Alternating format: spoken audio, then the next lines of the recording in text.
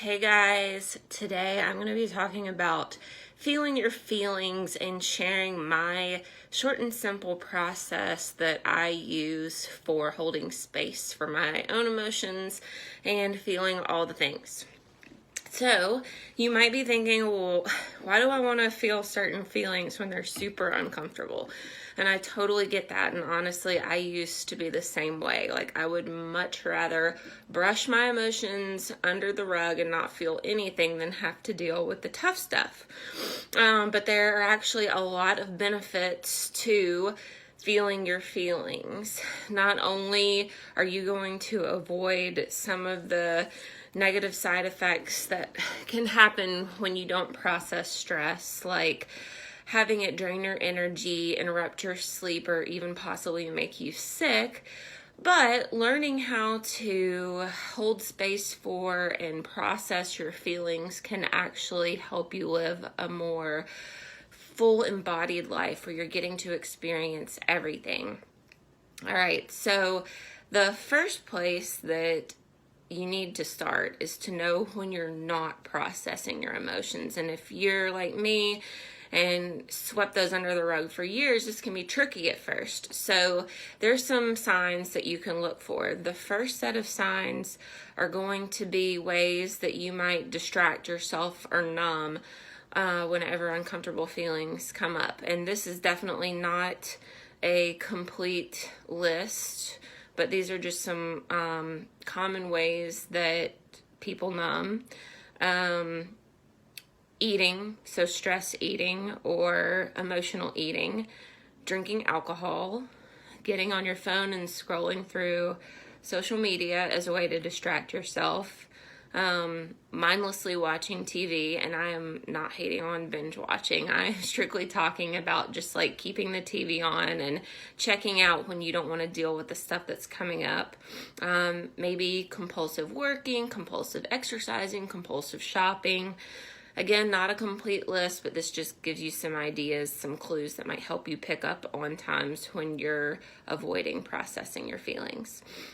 You can also look for some of those symptoms of stress manifesting that I briefly mentioned earlier. So that would be poor sleep, getting sick, maybe rashes or breakouts on your body, being irritable or short-tempered.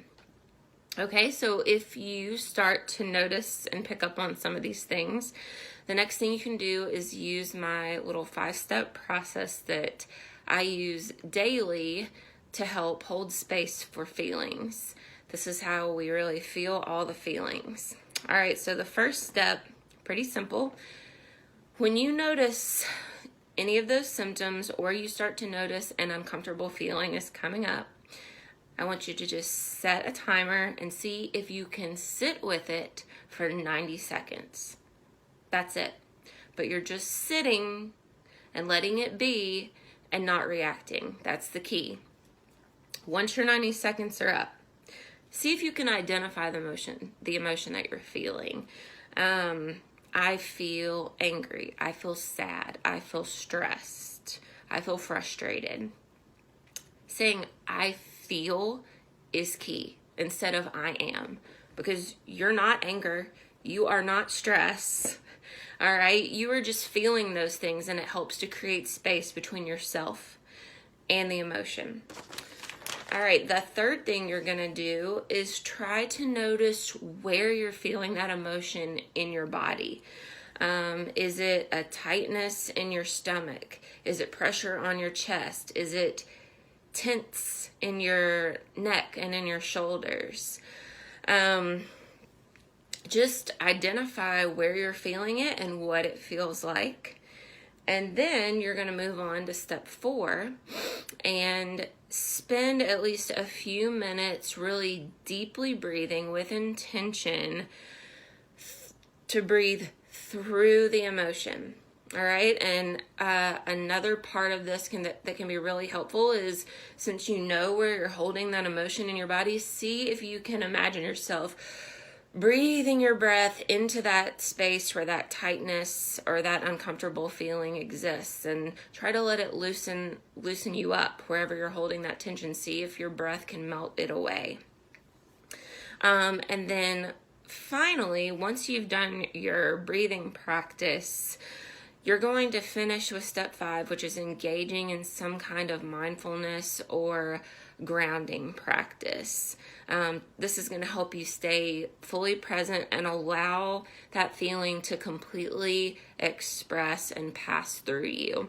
And during this time, if there are more emotions that need to come up or a release that needs to happen, maybe crying, screaming, moving your body, whatever needs to happen, just let it happen. And you can choose any practice that you're comfortable with and that works for you. So just a few ideas would be meditation, getting outside for fresh air and to move, walking, dancing, exercising with intention, yoga. You can do more journaling or even more breath work.